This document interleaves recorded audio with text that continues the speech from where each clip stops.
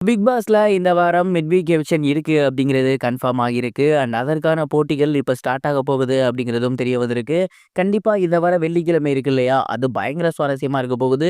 அநேகமா நம்ம இந்த ஒரு நிகழ்வ சனிக்கிழமை எபிசோட்ல ஃப்ரைடே நிகழ்வுகள் காட்டுவாங்க இல்லையா?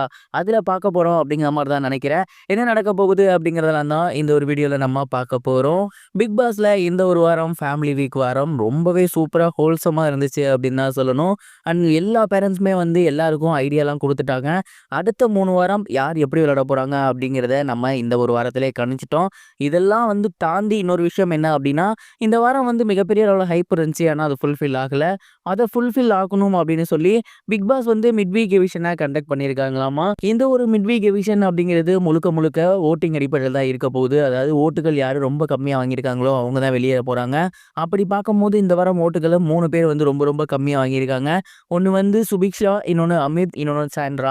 இவங்க 3 பேரோட வோட்டிங்ஸுமே ரொம்ப ரொம்ப கம்மியா இருக்கு. மிகப்பெரிய அளவுல இவங்க யாருக்குமே பார்த்தீங்கன்னா, வோட்டிங்ஸ் அப்படிங்கிறது வரதில்ல. அந்த ஒரு காரணத்தினால இவங்க 3 பேத்துல யாரோ ஒருத்தர் தான் மிட் வீக் எவிக்ஷன்ல வெளியேற போறாங்க. அண்ட் இதற்கு முன்னாடி சீசன்கள்ல மிட் வீக் எவிக்ஷன் எப்படி இருக்கும்னா, ஒரு போட்டி வைப்பாங்க.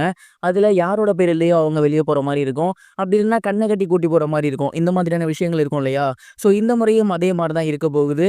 இவங்க 3 பேத்துக்கு கண்ண கட்டி கூட்டிட்டு போயிட்டு ஒரு ரூம்ல விட்டுருவாங்க. அண்ட் ஒரு நபர் அப்படியே அந்த ரூம்ல இருந்து வெளிய போயிருவாங்க. 2 நபர் வீட்டுக்குள்ள வருவாங்க. அந்த ஒரு விஷயத்த தான் பிக் பாஸ் டீம் இன்னைக்கு ரீகிரியேட் பண்ண போறாங்க. சாண்ட்ரா, அமித், சுபிக்ஷா இவங்க 3 பேர கண்ண கட்டி கண்டிப்பா வீட்டுக்குள்ள ஒரு ரூம்குள்ள கூட்டி போவாங்க.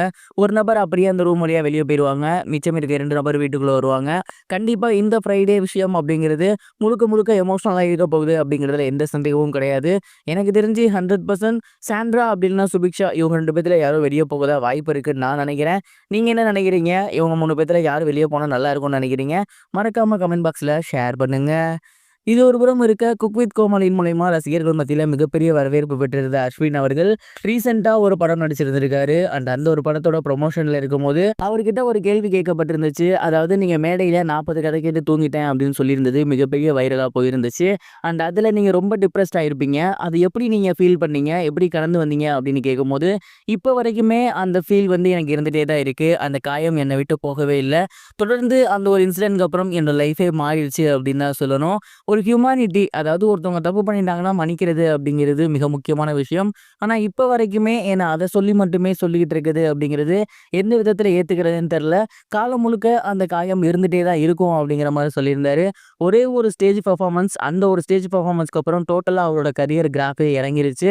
ஒருவேளை அன்னைக்கு மட்டும் அவரு கொஞ்சம் ஓவர் கான்ஃபிடென்ட்ல பேசாம இருந்திருந்தாருன்னா, தமிழ் சினிமால ஒரு நல்ல கதாநாயகன் வந்திருப்பாரு அப்படிங்கிற மாரி தான் நான் நினைக்கிறேன். நீங்க என்ன நினைக்கிறீங்க? கமெண்ட் பாக்ஸ்ல ஷேர் பண்ணுங்க.